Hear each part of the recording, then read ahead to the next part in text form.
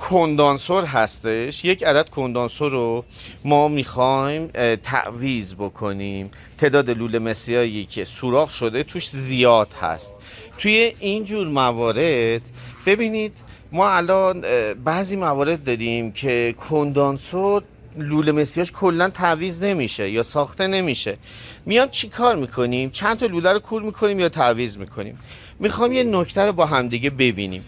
بعضی مواقع که ما میایم یه لوله رو کور میکنیم و حتی اواپراتور سوراخ شده باشه، ببینید جلو میبینید، لجن رو میبینید، داخل کندانسور هست.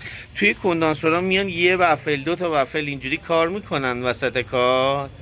خب اصلا امکان نداره شما از اون ور که 141 مثلا میزنین بتونه رد بشه بیادش این ور.